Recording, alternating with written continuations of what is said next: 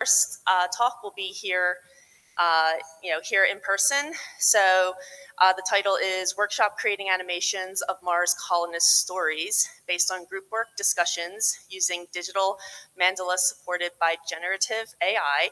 And we have Seiichiro Aoki from Japan joining us.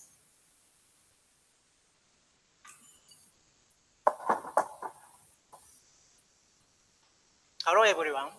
My name is Seiichiro Aoki and came from Japan. And I will be talking about a workshop to create flipbook animations for Mars colonists stories based on group work discussion using digital mandala, which is our system supported by generative AI. And also we will show the preliminary analysis on the narration scripts created by attendee. This is a motivation for the workshop. We want young people to realize that space could be the potential workplace for them in the future. We also want participants to learn to use generative AI as a supporting tool that enhances their own thinking, not as replacement for their thinking. They completed the animation in only one day based on the narration script with the support of generative AI. And we also want to participants feel excitement and accomplishment by actively thinking through group work.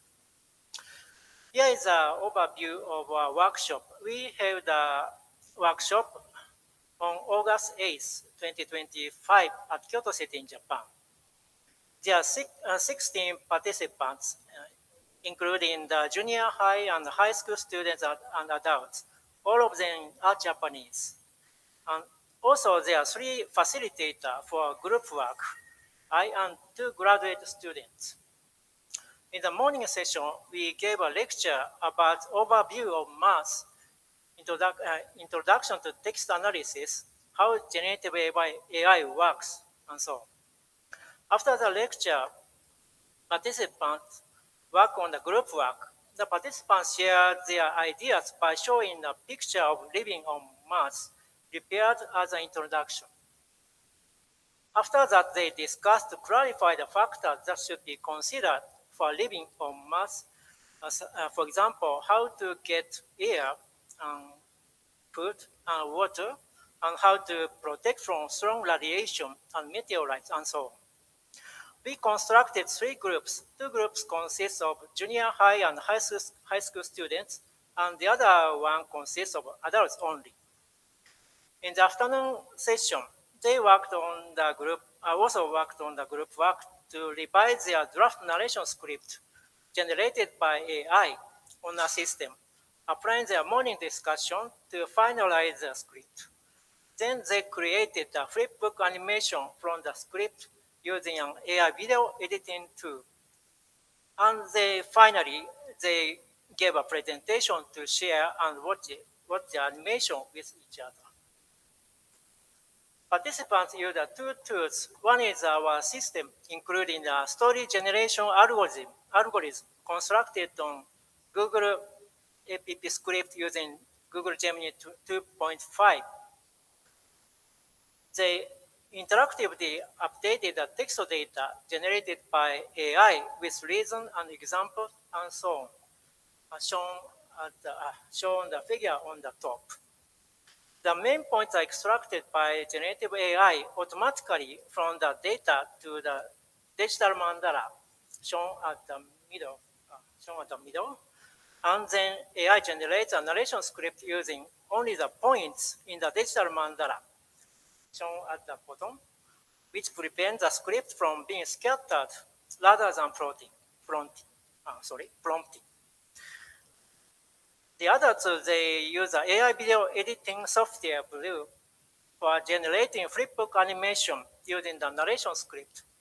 In the software, AI selects images that match the script as voiceover narration and BGM, and finally generates a flipbook animation video about 5 minutes. Here is a part of the narration scripts, and I will show the short video created by student group 2. the animation is created based on the Japanese language, so I put the English translation at the top. Could you please, uh, could you please start the video? No.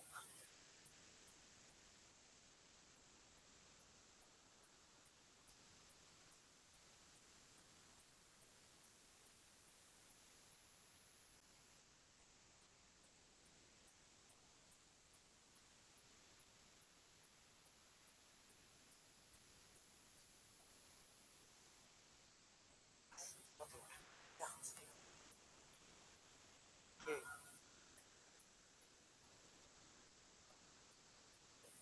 Yeah. Thank you.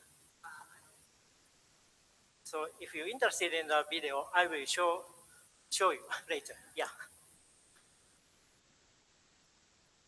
These are the points to note during implementation. We provided the information in advance so that participants can think about life on Mars at home. We allocated the time for participants to share their ideas with group members using images prepared in advance. They use AI as a supporting tool to complete the narration script after deepening their ideas during the group work. We consisted the student groups, including junior high and high school students, to provide diverse perspectives and experiences. And teaching assistants and I did not give much information, so participants could think for themselves. Then I will move on to the preliminary results of the text analysis on narration scripts.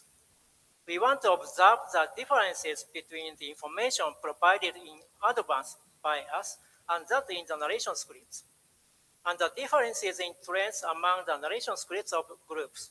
So we analyze the narration scripts and we provided information, which means the information we provided in advance using text analysis tool, KH Coder. So we analyze only using the nums to identify these differences. Here is a correspondence analysis chart. In the chart, the direction in which words are placed relative to the center, as shown in the orange circle, are important. Here, the distinctive means the number of appearance of a word in a group is high relative to those in other group. So we can observe the direction of the pre-provided materials shown at the bottom of the figure, in the chart, differs significantly relative to the center compared to those of student group 1, 2, and adult group shown on the top in the chart. So the information in which group varies significantly from the information we provided in advance. This is due to the narration script consists mainly of information they came up with themselves. Between student group 1 and 2, there is no significant differences observed in NUMs in the chart. As for adult group, there are it much differs from those in student group 1 and student group 2 in NUMs. It may be because adults are better at summarizing larger amounts of information concisely, but it is only hypothesis. So here is a future work we plan to implement for other themes, and we also plan to analyze based on the parts of scripts rather than nums to identify statistical trends among narration scripts. Here is a summary on my last slide. We held a one-day workshop in Japan for junior high and high school students and adults to create a video about life on Mars. During the workshop, we assigned much time to group work. The narration scripts for the animations were created interactively using our system, which includes a story generation algorithm powered by generative AI. And participants used the AI primarily a support tool for generating narration script drafts. And they use AI video editing software to create a flipbook animation from their script. The analysis of nouns in the narration script revealed that they consist mainly of information that the participants had came up with themselves. And we plan to hold a workshop on other themes and analyze scripts with other methods in the future. Thank you for your attention.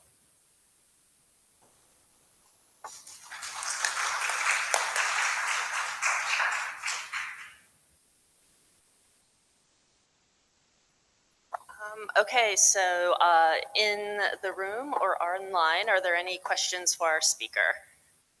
We have a minute or two if we have a question. And I'm just going to wait and see if I get one online. All right, so no questions online. So if we want to see the video that wasn't able to autoplay in your slides, can we ask you for that directly? Okay, so maybe what I'll get if there's a link for that or a place to contact you, I can put it in the chat. Okay, all right, great, thank you. So if there's no more questions online, all right, well, let's thank our speaker again.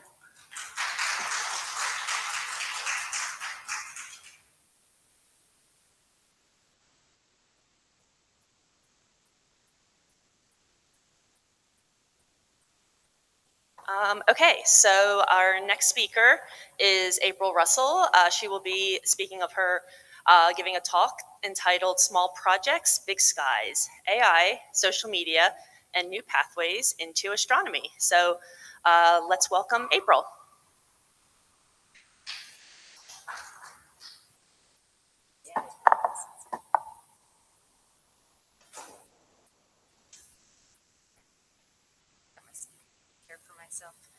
All right, hi everybody. I am April Russell, as she said, and I founded, oh, sure.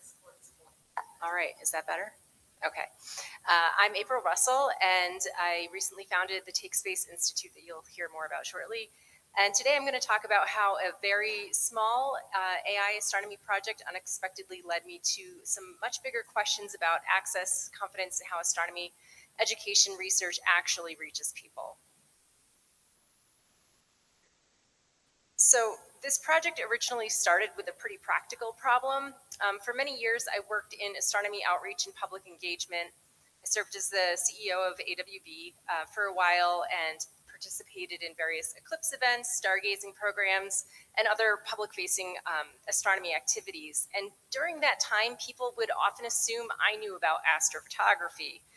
And the problem was I really didn't know so much about astrophotography.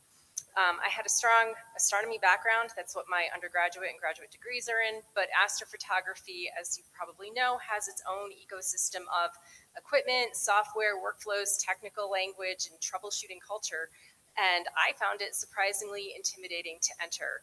And at some point, I realized if this feels overwhelming to me, somebody trained in the field, then it's probably even harder for many beginners to do this. And so that kind of became the starting point for this project. Around that time, I began collaborating with an old colleague that I worked with from Khan Academy, actually, who started a company called Snap Instruct on some approaches to low barrier conversational educational support. And this work eventually became part of a NASA Scope Grant supported project where we explored AI-assisted astronomy engagement. So instead of building a sophisticated app, we experimented with something much simpler, an SMS-based AI assistant for astrophotography support.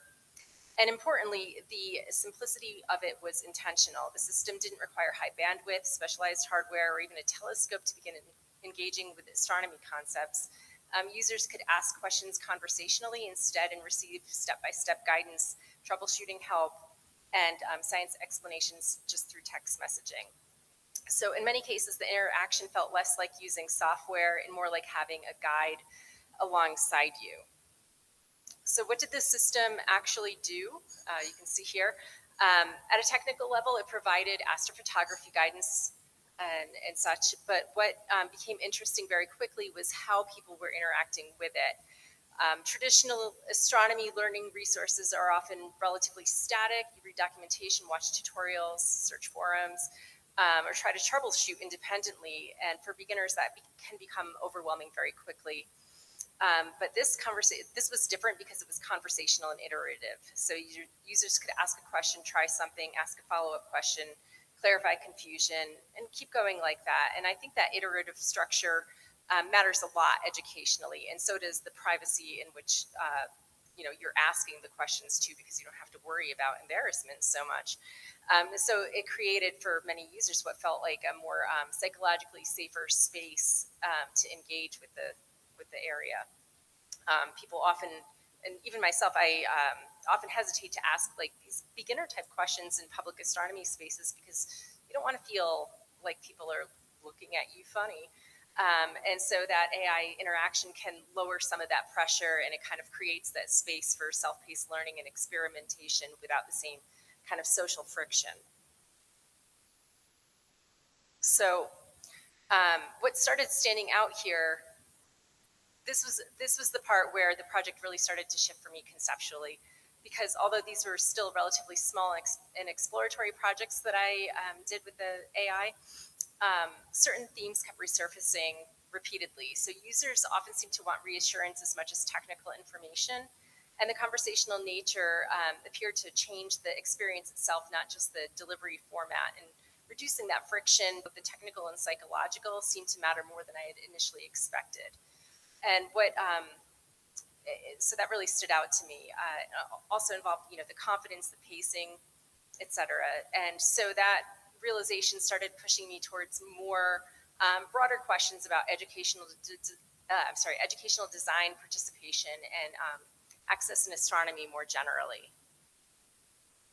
So here's where I pivoted a little bit more. So at first I thought I was building an AI-assisted astrophotography support tool, but over time, like I said, those other parts started evolving.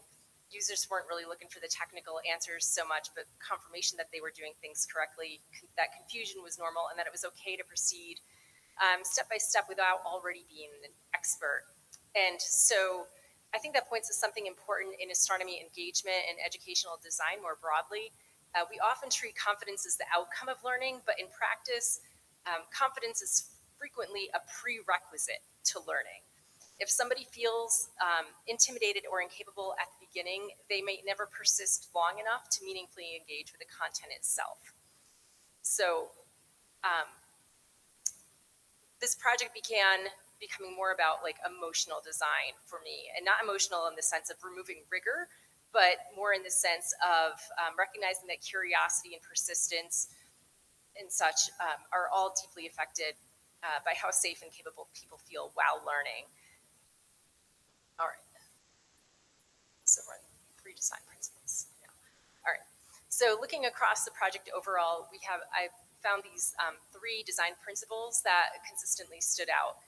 First, as I said, people engage when they feel capable of trying. And that may sound obvious, but I think it's easy in science, communication, and educational technology to understand how strongly intimidation affects participation. I have my own personal story about that I would be happy to share with anybody after, but I know we're limited on time. And when people feel like they're already behind or that they need significant prior experience, some just simply opt out. So lowering that psychological barrier matters. Also, simple technology expands who can participate. In educational technology spaces, innovations often associated with increasing complexity, more features, more sophisticated platforms, more advanced systems, but in this case, simplicity was one of the reasons it worked. Using SMS reduced friction, lowered technical requirements, and allowed participation from users with very different comfort levels and access conditions. You didn't need internet access, just text message. And then third, the conversational guidance made the experience more usable. So collectively, these started pushing me towards a much broader question. If these design principles improve access to astronomy, tools, and learning experiences, where else might they matter? So here we have a second barrier. And we have the third barrier as well, as you can see here in this picture. One of my cats, one of my 5 cats. I have a very famous cat as well, but this is not the famous one. This project started becoming much bigger for me at the Astro EDU conference in Melbourne and spending more time engaging with the astronomy education research literature and the broader astronomy education community. What struck me quickly was that there's already an enormous amount of thoughtful, valuable research being done in astronomy and physics education, but at the same time, there's also a significant implementation gap. Many of the people doing direct outreach and teaching work, classroom teachers, amateur astronomy leaders, informal educators, science communication, don't often have the time and institutional access or the background maybe necessary to regularly engage with the academic literature in a sustained way. And that realization felt very connected to the same themes that I'd been seeing with the astrophotography project, because in both cases, access was not simply about whether information technically existed. The issue was whether people could realistically engage with it.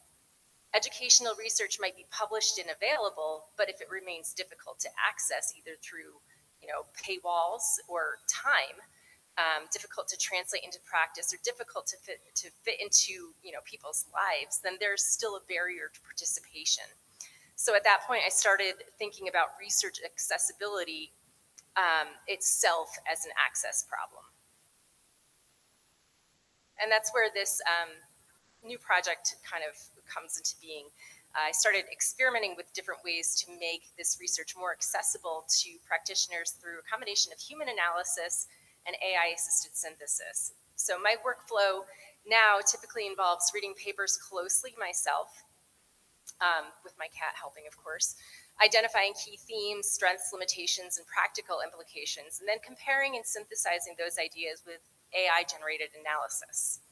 And from there, I translate the material into shorter, more accessible, public-facing formats, especially annotated bibliography-style Instagram reels and other short-form educational content, such as my Substack, aimed at teachers, outreach practitioners, and informal educators. And importantly, the goal is not to replace expertise or scholarship, but rather provide the translation to make it more accessible.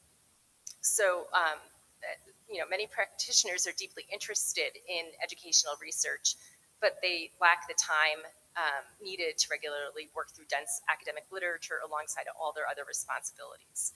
So I started thinking about this translation as a form of infrastructure, actually, not just translating the language, but the format, accessibility, time commitment, because these reels I'm making are about 3 minutes long instead of that half an hour or more you might need to read a paper.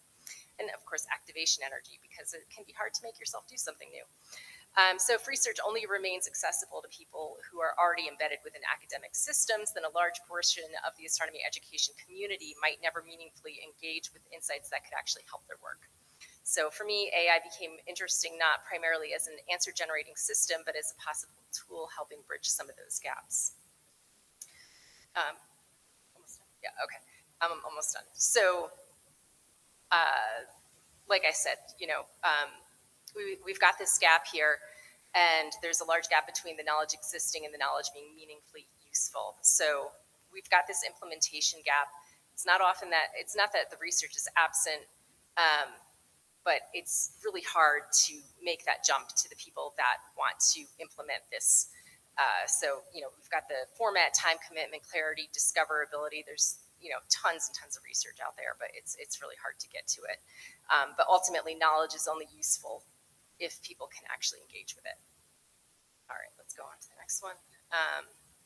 So one of the broader conclusions I come to with this is that some small experimental projects can often lead to these larger conversations like this. So it began with this relatively modest idea, trying to reduce barriers around astrophotography support, but that expanded to questions about confidence, accessibility, educational design, translation, participation. And I think there's an important lesson for the astronomy communication more broadly, that innovation doesn't necessarily emerge only from large institutions or highly resourced initiatives, but it can emerge from creating environments where experimentation feels possible, where the activation energy is low, where people can test ideas before they're fully polished, and where curiosity is allowed to evolve into participation. And so that perspective has increasingly shaped how I think about projects like the Take Space Institute and related outreach efforts connected to this work, not because I think that there's one single solution to astronomy engagement challenges, but because I think the field benefits from creating many different pathways into participation. And increasingly, I think some of the most interesting ideas come from exactly these kinds of smaller community-centered experiments, projects that begin informally but eventually scale outward in unexpected ways. So to close, I want to come back to what I think has been the central theme running through all this work. Access is a design choice, whether we're talking about astrophotography tools, educational technology, or anything else. The participation is shaped by the environments and systems we create around people. How do we lower those barriers to entry? How does confidence translation matter in those creating opportunities for people to actually begin? So we want to reduce that distance. We don't want to make everything necessarily simpler, but we want to make participation feel more reachable, more human, and more supported. So the AI is not a replacement, but is one possible tool, rather, for scaling these forms of guidance, translation, and access. So ultimately, and I'll close here, I think some of the most meaningful progress in astronomy engagement may come not only from increasingly sophisticated technologies, but from the human-centered systems that help people feel capable of taking that first step. Thank you.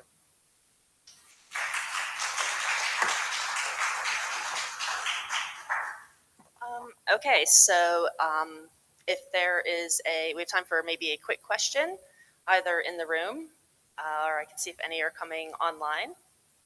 Yes, question in the back.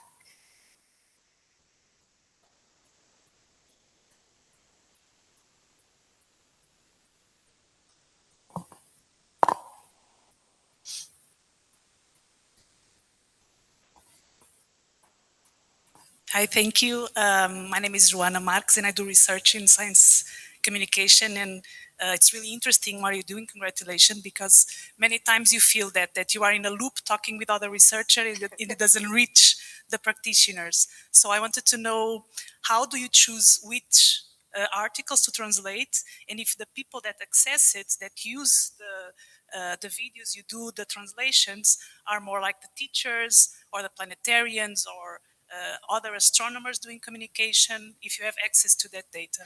Thank you. Right now, I don't have access to the data of who is watching the videos, but I do hope to get some of that information later on. As far as how I chose what I've read so far, some friends have sent me papers that I thought would be interesting. So that's one way for some of them, and another is I went to the iStar database and picked the top couple that showed up. So. There's no real method yet, but okay. I'm sure I'll get there. It's really important. Thank you very much. Yep. Okay, so let's give another thank you to April. Okay, so next we're going to pivot to our online.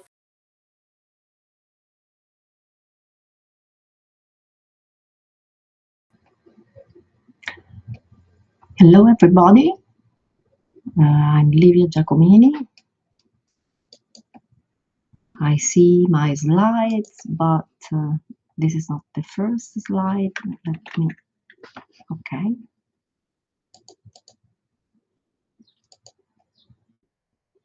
Okay. So I think you can hear me. I think you can see my slides. What I would like to present today is collaborative approach between human and AI for science interviews.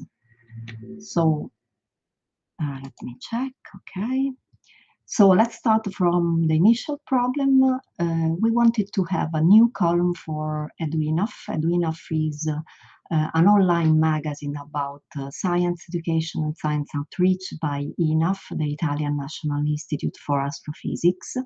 And the core idea behind this new column was to inspire young generation students to find their place in STEM, highlighting different experiences and different points of view, featuring interviews to very young PhD students.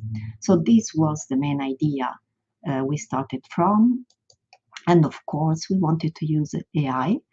Knowing that there would be a number of challenges we would have to address, like being able to preserve the voice of the people interviewed.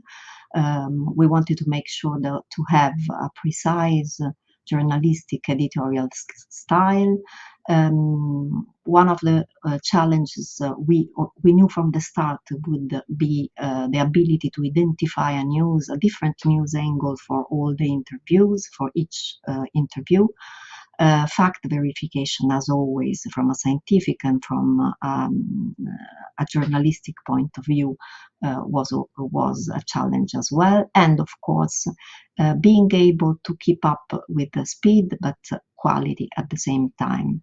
So we started, of course, looking at the context, studying what journalism and the AI were up to in Italy, discovering that Italy is among the first European countries to regulate how to use AI in journalism. We have, aside to the European AI Act, we have specific laws and ethical guidelines for journalists in Italy.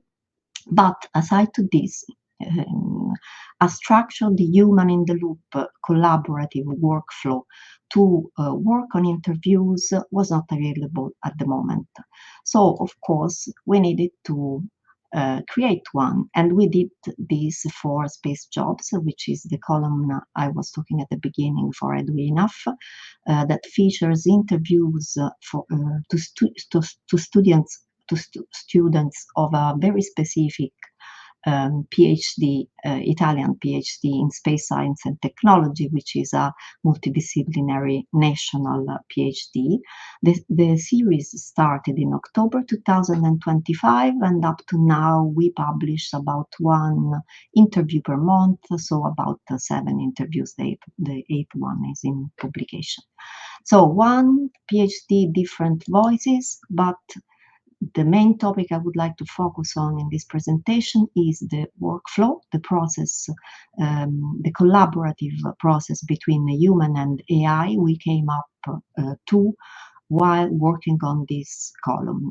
So as you see, it's a workflow that's made of 8 different phases. We identified 8 different phases in which human journalists and AI, and of course the interviewed student, need to collaborate with a specific task on each step.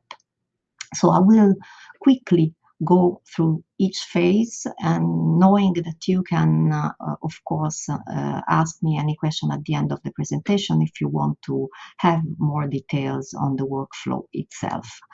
Starting from step 0, which is, of course, initial setup and fixing the rules phase, in which you need to define an initial prompt. Of course, at the beginning, this prompt was quite general. It was lacking of examples because at the beginning we didn't have articles that were already published, but it's a specific task in which it's a specific human task with the support from AI in optimization. Then we go to step 1, which is the interview itself. This is a specific human phase in which the interview needs to be really a free, friendly, recorded conversation between the journalist and the interviewed person, the student in this example. It is very important not to have prefixed questions, not to have a prefixed idea of where the conversation will lead to, just to have the human aspects and the human mood, flavor of the conversation come out in the conversation itself. So what you can see here is an example of one of the published interviews. And if step 1 was a human precise step, in step 2 AI comes alive, because we need a second step in which the recorded interview is transformed into a list of thematic topics that have been addressed during the interview. And AI is very good at summarizing and extracting topics. So this is one of the steps in which AI takes the lead and is able to really summarize 1 hour, 2 hours of interviews in specific blocks following the prompt that the journalist has given to him. Step 3 is typically a human step in which you need to choose the news angle. You need to choose what's so special about this interview, what's the human aspect that you want to focus on the news. So this is an example of with the interview to Lisa Molaro that I showed in the first some slides ago. And I just have tried to ask AI for collaboration, asking AI to propose topics for the news. And as you can see, the final choice, the final human choice is very different from the proposal that AI made. So this is a specific step where the human journalistic experience is fundamental, even if AI can collaborate.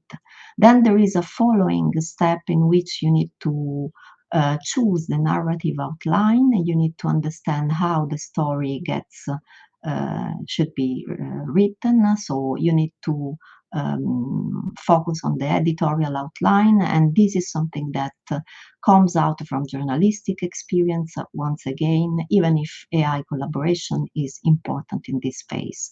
But the human takes the lead on step 4, defining the narrative outline of the interview, understanding which questions should be highlighted and in which order, to really focus on the human characteristics of the person who is interviewed.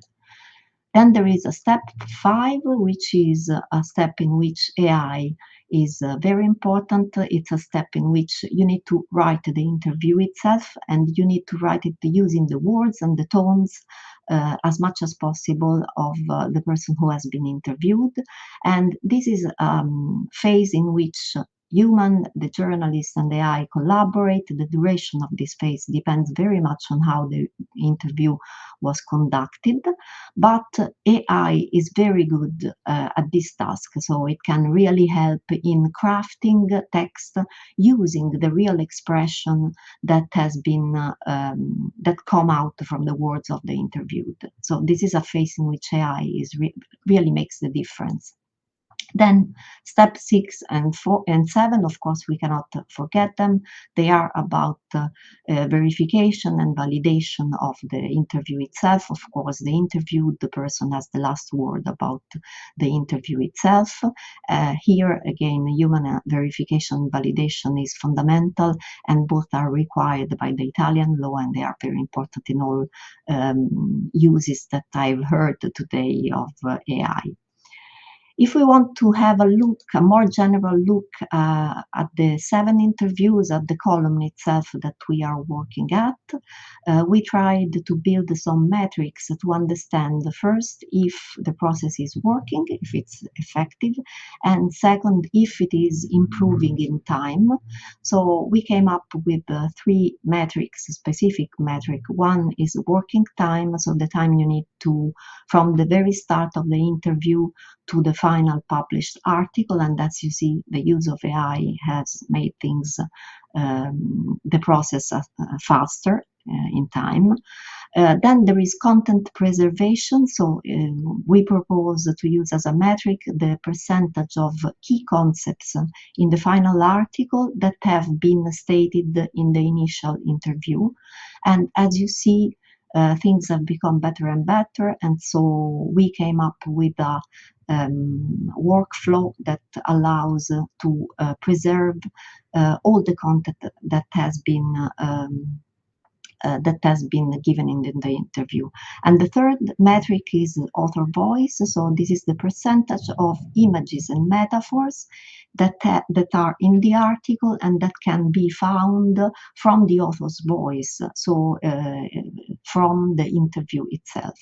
And as you see, this is a metric that depends a bit on the interview itself. On the characteristics of the interviewed person, but it's improving again in time, and it has a good average of more than 70%. So main takeaways of the process I am presenting. First thing is the workflow is collaborative. As you have seen, there are tasks that the AI does very well, and there are tasks that it doesn't do as well. But the positive thing is that this workflow is replicable. It can be used in other interviews, in other situations in which you need to do some journalistic work. Of course, after the 7 interviews, we understood that it was very important to optimize the process, going back to the initial prompt and giving precise information of what we need the AI to do and what we don't want it to do. So we added templates and we wrote back the prompt, and this is one of the reasons why the process is becoming better and better.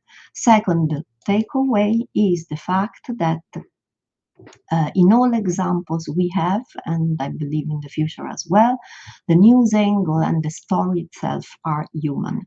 So the ability to understand how to interview, how to talk with the with humans, and which side angle, which news angle, which aspect that you want to highlight in that precise interview is something that is typically human and that an AI cannot simulate or replicate or do better than a human.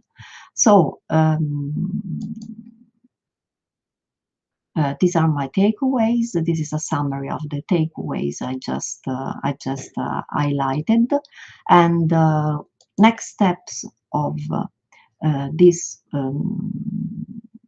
work we are conducting is, of course, to test the workflow on other tasks, not just interviews to very specific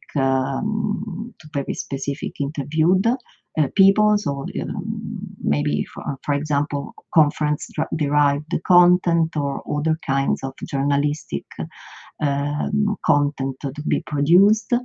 We want to make a systematic comparison between AI tools, because at the moment we just use the single AI tool, and we would like to understand if there are differences between and if the process is replicable using different tools. And then we want to work on the metrics I presented, trying to understand if content preservation, author voice, and working time are the best metric, and making a quantitative validation of the process in different situations. So thank you very much, and I'm leaving with the link to the column itself. Of course, it's in Italian because Edwina is in Italian, and leaving with my email if you want more details.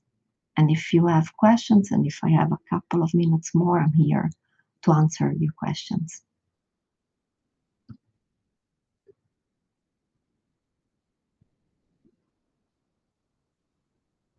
We have time for one quick question if we have in the room online.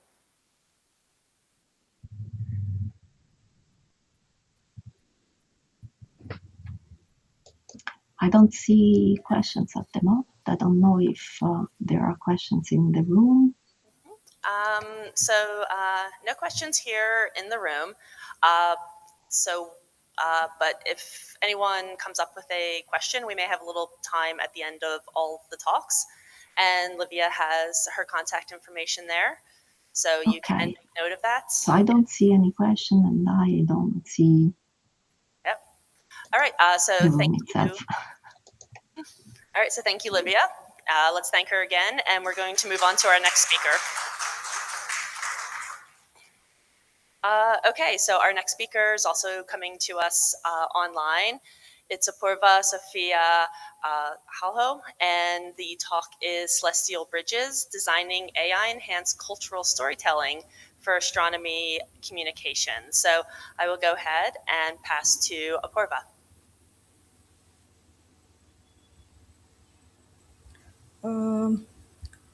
This is not, hello. Actually, this is not the first slide.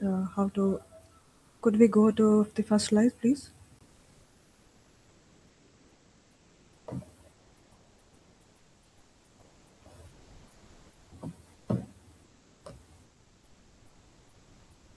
Oh, yes. Okay.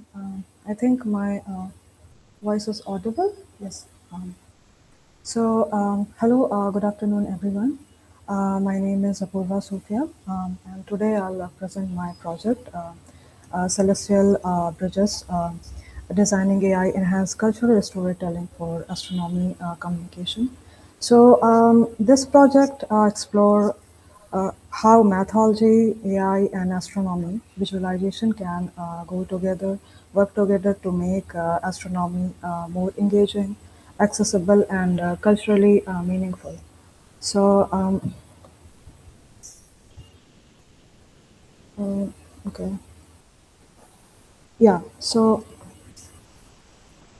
Astronomy is fascinating, but for many people, it can also feel distant and difficult to understand it conceptually. So, at the same time, astronomy at outreach often mainly focuses on scientific explanation, while overlooking cultural relationships with night sky. Across history, if we can say, every civilization created stories about the stars, and Indian nakshatras, Armenian sky stories, indigenous constellation, and many other traditions show that astronomy has always been deeply connected with culture.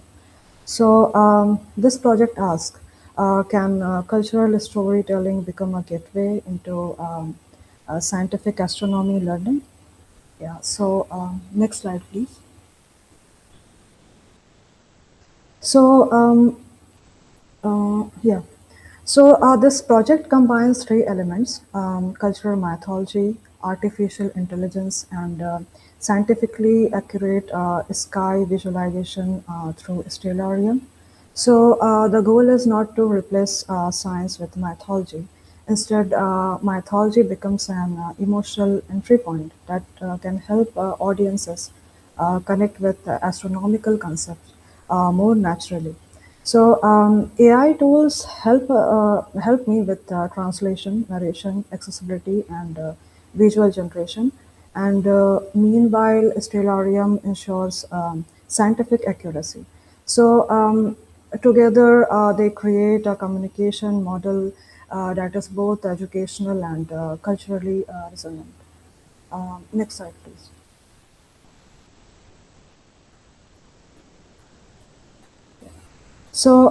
This slide shows the workflow, and the process begins with collecting folklore and cultural sky stories. Um, then AI tools that assist with translation and narration generation, making the stories accessible across different languages and audiences. And finally, these narratives are mapped onto stellarium visualizations, and this allow audiences to experience storytelling alongside accurate representation of the night sky. At this point, I would like to briefly show a short stellarium visualization demo. Is it possible to click on the link uh, right top right?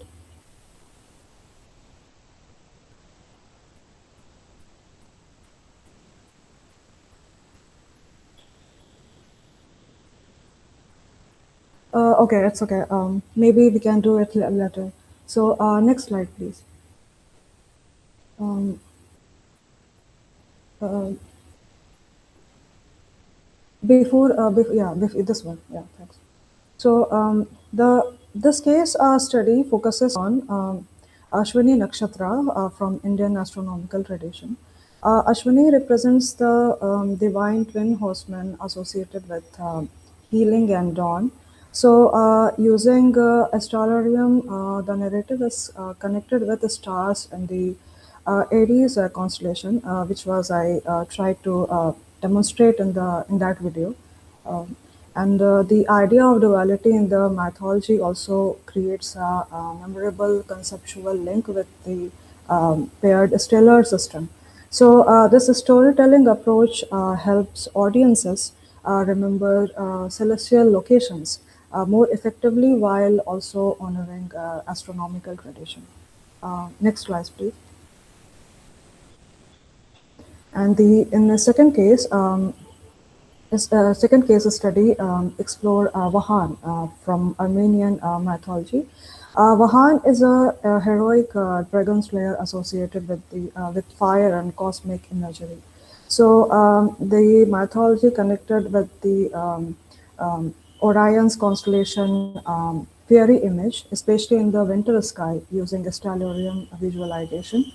And so yeah, so by combining storytelling with astronomy, audiences engage emotionally with constellation before learning the scientific details. And this makes astronomy communication feel more personal and culturally relevant. Um, Next slide, please. So AI plays an important supporting role throughout the project.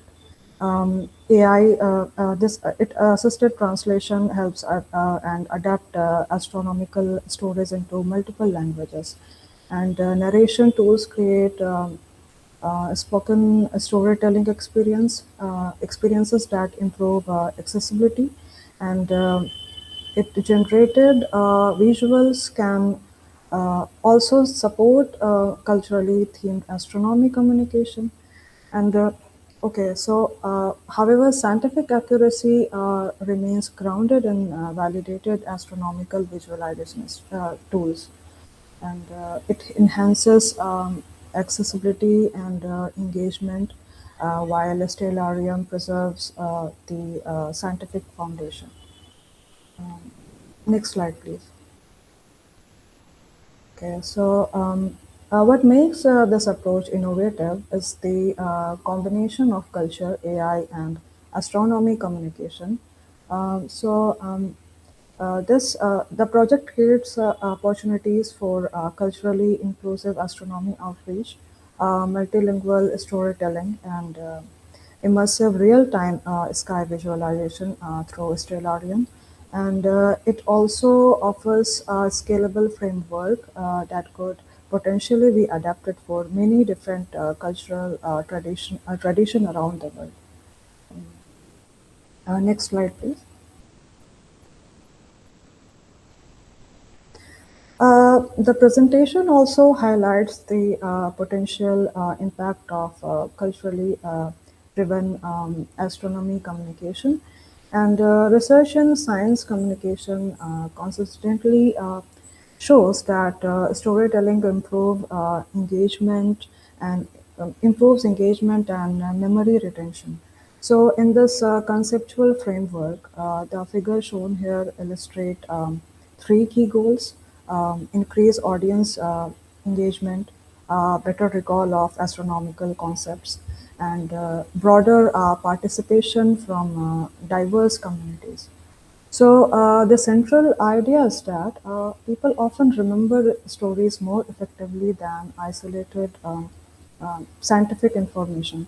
So by connecting astronomy with culture, identity, and imagination, the outreach can become more emotionally meaningful and inclusive. So, and most importantly, it helps audiences feel personally connected to the night sky. Um, Next slide, please. To conclude, Celestial Bridges proposes a communication framework here where culture provides emotional connection, AI provides accessibility, and science provides accuracy. So together, these elements create a human centered approach to astronomy communication, and this can modern technology help us reconnect humanity with the story of the stars? Thank you very much for the attention.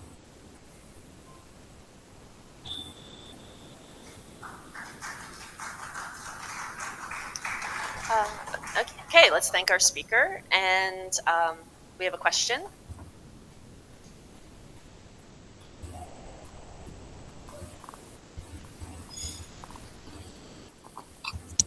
Thank you. Thank you for the talk. But me, as an Armenian, I would love to comment on the slide about Vahagan. If it's not hard, we can go back on Vahagan page. Indeed, there is mythological links between Orion and Vahagan, but it's more literal. You can find more cultural things, but not documented. So my advice is you can research, I can help you, I can send some information about Orion and the link with Hayk Nahapet. It is Hayk, and Yes, there ma'am. is more deep roots between Orion and Hayk. So Vahagan is interesting. It's quite interesting feature in Armenian mythology. But if you are into it, you need to research Hayk as well, please. Okay, thank you In very that much. case, you will not even mention Vahagan because Ike is more stronger, and you will read it. So even I can say only one sentence. Hike in Armenian, Armenia is called Hayastan, and the name comes from Hike. So you can find the more historical fact, etc. So we can chat, we can talk. Yeah, thank you very much for It's really offering important. me. You need to Yes, yeah. put Hike by all means if you mention Vahagan. Thank you. Okay. So actually, that Orion visualization was intended as a symbolical and cinematic representation here, rather than the historical identification. Actually, Vahan is deeply associated with the visible, I think, fairy nature of Orion constellation, and especially its reddish supergiant star, I guess, is a Betelgeuse. So it was just about that. So, but thank you for the feedback, and I would like to, explore more. Yeah, Thank you. Good luck. thank you. Okay, so any more questions either online or in the room?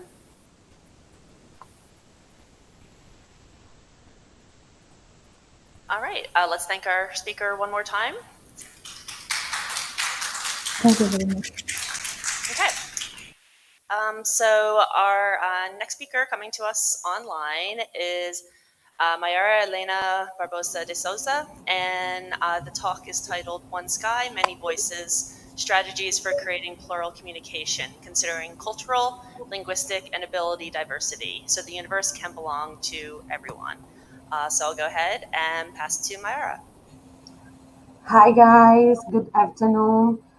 Well, my name is Mayara Souza. I'm undergraduate student in astronomy in Universidade Federal do Rio de Janeiro, here in Brazil.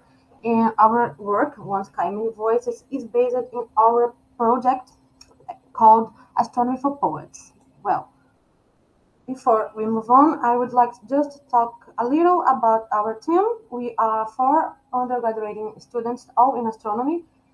Antonio, Laura, me, and Rafael, and we are under the orientation of the Dr. and Professor Ana Beatriz. So, our project, Astronomy for Poets, is a retreat project from Valongo Observatory, which is the astronomy campus of my college, and the project was created in 2001. Well, during this almost 25 years of project, we have several activities that try to make this connection between the public and the larger and the general public and science. And we tried it in several ways. We have kind of corrections of bugs, but nowadays we are giving to the public talks delivered by research scientists, and these talks they are given to the public twice in a month. The themes or the subject of the talks are delivered by a choice and by the research. The subject is about astronomy and science in general, like space exploration or history of science, cosmology, anything like that. And in the first we had this Instagram page. I joined to the project in 2024. And until this year, we had this Instagram profile that was used only for to make this announcement of the talks. So you can see in the image right here that this was nothing dynamic at all. It was a simple from profile in Instagram, nothing to make it the publicly interesting a floor to come more likely. But in 2024, we decided and we realized that social media in general could be much more and could be a stage itself for scientific communication. So we decided to create two different series. We have Did You Know, which is a series where we talk about a little fact about the subject of the next talk, and we have also connecting the the public with science using cultural popular, talking about talking about movies and books that are popular in the culture in general. So we are trying to make this connecting between science and the public, and show them how science is in our daily life more than we think. And why we have two examples. This one in the middle and to the right is about the movie The Martian. We use it to make a connection with the talk we have about terraformation of Mars, the global terraformation of Mars, and why he below we have the animation Wally that was used to make this connection between our talk about space junk. So you can see that in this new, I don't know, I can say this, in this new feed of our Instagram, it's more attractive, it's more dynamic, and has a lot of information about science that can be accessed by everyone basically. Because in the beginning, our talks are only about was only about to the local public. All right, we had these lives, these talks that are delivered in Colombo Observatory. So it only was accessible to public location. So that was the first change we had to improve and boost our scientific communication. Our second step is artificial intelligence. So here we have three steps basically: language, structure, and engagement, and I will talk more about them. But before it's important to say that we try the most ethical use of AI. We don't generate any images. We do not never post anything made only by the AI, so the texts are completely ours. And we try to use it as only a tool to improve our communication and give it in a better shape to the public, to the general public. Sorry. So here I have my first example, and we are doing here the communication by language. So we had in March a full month of talks and when we are giving to the public anything about women in science based on the International Women's Days. And here you had this publication where we wanted to recommend books about women's erasure and exclusion in science. And I made this post. My first challenge was how to make this cool and interesting for our main public. So we were talking now about women between 18 and 45 years old. Then I prompt exactly this to the AI and ask it what is the best way to make this publication. And she basically told me two things: start the text with a question, and then drop a curiosity about the books or something about the publication. And I did it. I know that you can read this because it's in Portuguese, but I started the text asking how the public would feel if they know that Albert Einstein wasn't the only one who made or us intimately connects to the theory of relativity. And then I talk about Mileva Marik, his first wife, and the person who was between, sorry, who was with him, making and bringing the theory of relativity to the world. So here you already have this I structure basic and using AI to transform and make this text more interesting for our main public, in this case, the women. The second step was structure, and here we are talking about visual impacts and how we can make this visually looks more interesting and call attention. So this is about Mark 2. We had this talk about women and power structure, and we are talking about Matilda effect. So I asked him, I asked the IA, how can I, how could I make this look more visually interesting and make people want to keep looking and keeping reading our posters? So I asked for this, and here the AI suggested me to play with the imagine. So I put a big photo of Albert Einstein side by side with a picture of Matilda Jocelyn, who is the person who inspired the name of these effects. And basically, we play with the title too. We made a slightly line above the word apagamento, which is payment. So here we are using AI to make this look more cool. I I think this is a good way to talk about it because it's exactly what we want. We want to people keep looking, keeping consuming, and in this way we are improving our scientific communication. So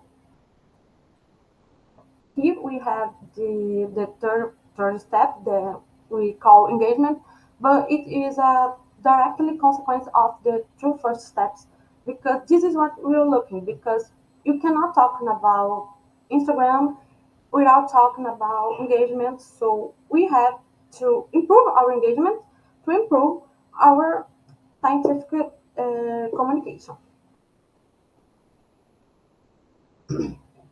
We have the results. Here, I'm using March to talking about some numbers.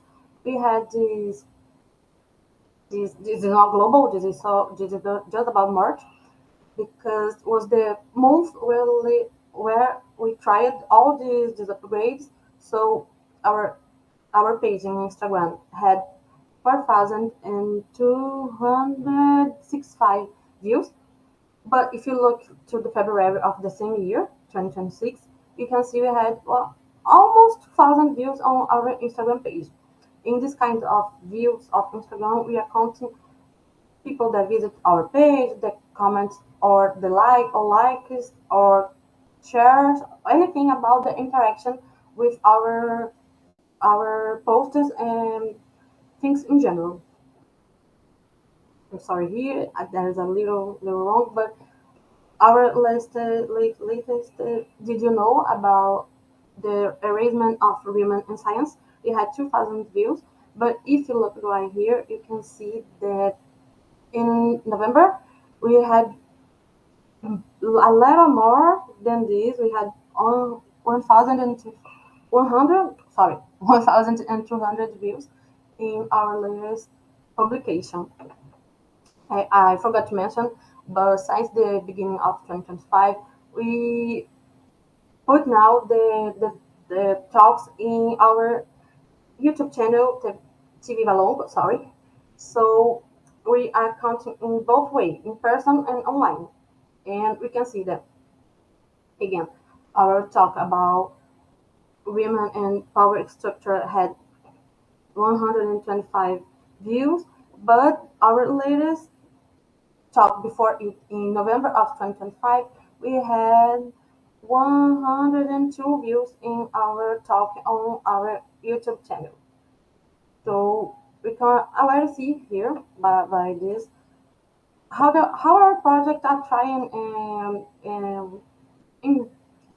in maybe I don't know improving the scientific communication. We had social medias. We see that is the very way, the best way to make science communication accessible because everyone has a phone. Basically, here in Brazil, everyone has a phone with internet access. So it's a very easy way to give them this communication, this scientific communication, uh, and in this way we are not only about the public location, the local public around Valongo, and using IA, we see that we can improve our engagement, and we use it just as a tool. We see that it can make better, and it can make improve our engagement and constantly improve our scientific communication. And the last one we have about the cultural sorry cultural popular moves and how we can use this to approach the public of the science and the universities and in general the science and most of all the astronomy that are our main focus, but we are not close to it. So is it here we have our pages in Instagram. The left one is the Instagram profile of Astronomy para Poetas, and sorry, Astronomy for Poets. And on the right side, we have a long observatory that is our astronomy camps. Below, we have my personal contacts, and this is. Thank you.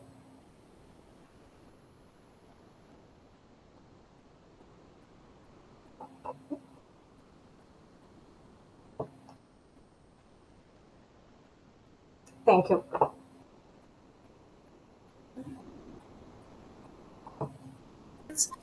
Just a quick announcement that the last scheduled speaker, Chris MB, will not be able to, is not giving his talk this afternoon. So we do have some extra time. So online, what they've been doing is they've been working to see if some of those videos that had tried to be shared, seeing if they can pull up some of those videos that weren't able to be played during the talk. And what we're going to do is while we see if we can get those videos up and going, we'll take any questions from on site for Mayara. So there is a question, Mayara, but there was a question asking, can you share your Instagram account? Oh, I'm sorry, I can't. I will. I'm just is. Can I give you my? Can I show you the astronomy poets? Because my Instagram profile is kind of weird the name, but here we go. If you someone Okay, can, so yeah, thank you for keeping that up there for a moment longer. I think. Okay, so all right. So what we're going to do is while online, they're trying to work to see if they can get those videos ready to share. We did want to invite anyone, if you had remaining questions for any of our speakers today. So that would be Ashwini, here we begin. All right, you can think about those, and we'll go ahead and get this video played. With the sky region connected to Ashwini, the twin horsemen of Vedic tradition, they are remembered as healers, helpers, and symbols of speed and renewal. This image shows the mythic figures behind the constellation story back in Stellarium. The stars help turn that old story into something visible and immediate. The sky and the myth work together here. One gives the shape, and the other gives the meaning. They remind us that the same stars can hold both astronomy and a story of healing, speed, and renewal. Vahan, now we move to Orion, a striking figure in the winter sky and a natural fit for the Armenian hero Vahan. Vahan is known as a fire god and dragon slayer, associated with strength and victory. This image shows the heroic form of that myth returning to Stellarium. The constellation becomes a visible stage for the story. In this way, astronomy and mythology meet in the same sky image. That is why Orion feels so powerful here. It gives the myth a real place in the night sky, where fire and victory can be seen together. Okay, let's thank. All right, so that worked out really well. So that was the video that Apoorva did want to share, and we're going to have our online chair try to share his screen, so we can share the first video that we weren't able to see. So let me just check to see if he's got that sorted out.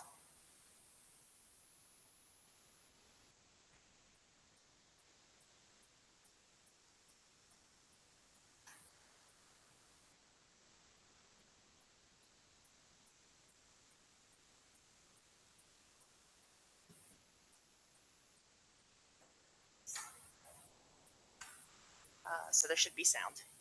Yeah. So we're just going to try to work on the sound.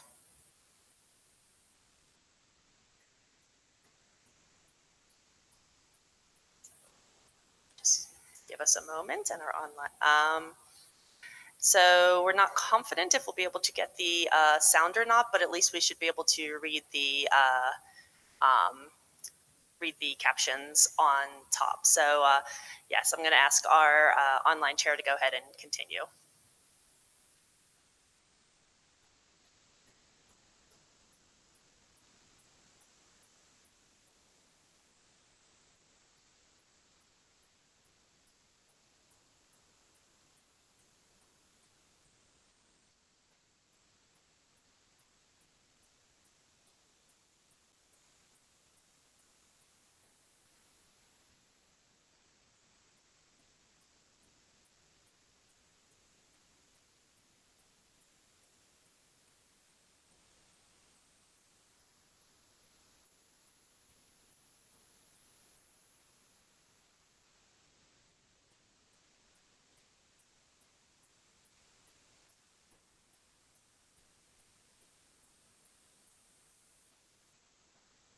Okay, and let's thank our speaker for that. Okay, so we have a few minutes if we wanted to do if there are any remaining questions for any of our speakers. We have Seiichiro and April still here in the room, and Livia, Apoorva, and Mayara still online.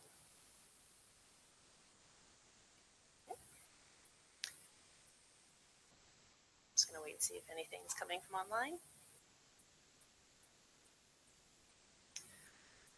So, while we're seeing if there's any questions, just in chairing the session and seeing all the different iterations of what our speakers presented, it was great to see some of these common themes. How, as we develop this content, utilizing AI as a tool, what remains at the center of everything that all of our speakers have done is very human-centered, accessibility-centered, and collaboration-centered.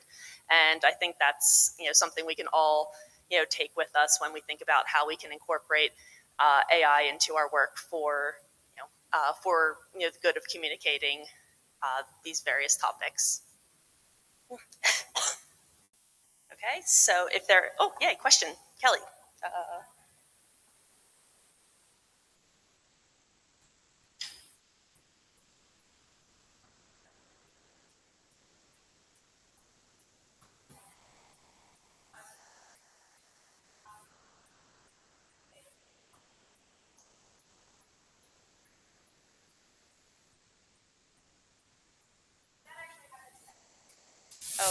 They can't hear you. Is that microphone turned on?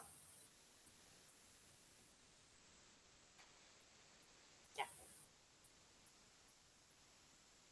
Whoops. Not break. mimic the whole thing. So for the people online, maybe that couldn't hear me, every day for this entire week, we're going to be having end-of-day discussions, which is hopefully a place where on-site people and online people can come together and just talk about various different things that they've learned throughout the day, different things that they've heard, discussions that they want to continue. So you can go onto the Ring Central platform and you can access the session there. And we hope to see you in those discussions. And then, of course, to have, for the people that are on site, to join us for a little bit of a reception right after. Thank you. Okay, thank you, Kelly. So again, we have a question for Livia that came in. So the question for Livia was, the AI good at Italian language transcription, and what tools did you use to make it better? Thank you for the question. Yes, the AI tools are great in Italian language as they are in English. There were some issues when translating interviews. I mean, in one case, the interview was done in English, and then we had to write the article in Italian, which is a different topic because the AI in this case had to translate and not work in natural language. And in this case, of course, the natural voice of the author was less preserved than in using AI in natural language. So my advice is to always use AI tools in your natural language and do not use it as a translator or use it as less as possible as a translator. Okay, thank you for that. Any remaining questions? All right. So just as we wrap up this session this afternoon, I did want to just ask Gaia from our local organizing committee, are there any announcements that you wanted to make for the people on site here?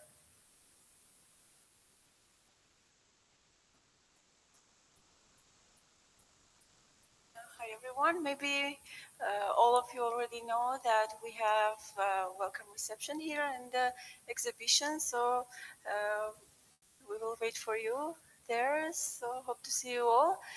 And that's it. Nothing new. Nothing new exciting, unfortunately. Thank you. And let's just thank our local organizing committee for making, these first couple days, great. And look forward to talking with everyone at the welcome reception, which starts at 6. Okay, thank you.